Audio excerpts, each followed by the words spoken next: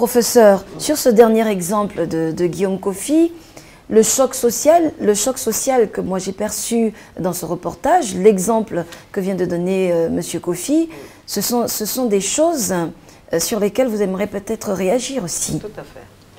Je disais tantôt que les villes sont des créations humaines, mais c'est aussi des miroirs de changement. C'était ça le reportage. Vous avez été choqués. Nous nous sommes vus dans ce miroir. Et quel changement faut-il opérer?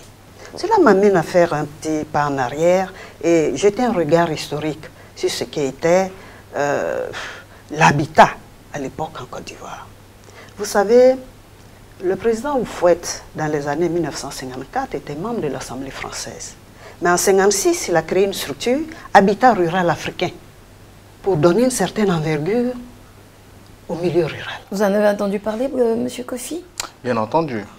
Ça a été à l'origine, effectivement, donc de la création de la Chosufia. Et c'est cette structure qui a donné forme au village Yamoussoukro, à notre capitale politique aujourd'hui. Et alors, qu'est-ce qui se passe jusqu'à aujourd'hui? Je vais rapidement. C'est pour nous dire que la planification est importante. Voyez, nous parlons d'habitat. Il y a certes cet habitat urbain, mais il y a de l'habitat rural. Et l'habitat, dans sa conception planifiée, nous permettra, à travers la culture, j'en viens, de faire en sorte que ces populations apprennent à vivre avec la ville. Quoi qu'on dise, dans quelques années, la population ivoirienne sera tout simplement urbaine.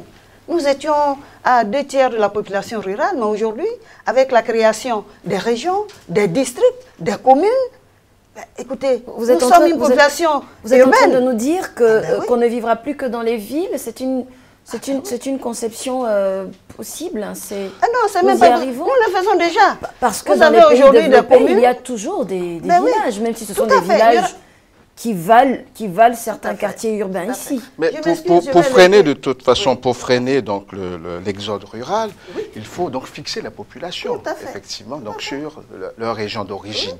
Et pour cela, la politique de décentralisation qui va être mise en marche est très importante.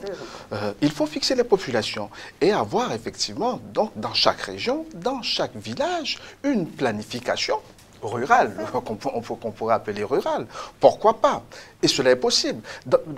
Par le passé, et là je prends un témoin, Madame Touré, avec laquelle j'ai eu l'occasion de travailler sur l'habitat donc de plantation, où effectivement des grandes sociétés d'exploitation donc d'EVA, de palmiers à huile, ainsi de suite, contribuaient justement à la fixation donc des populations rurales en leur construisant un habitat décent.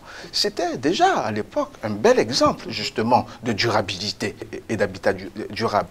Il faudrait tout simplement que dans un cadre de concertation, nous renouions avec effectivement ces principes de planification et de maîtrise effectivement donc, du développement urbain et rural.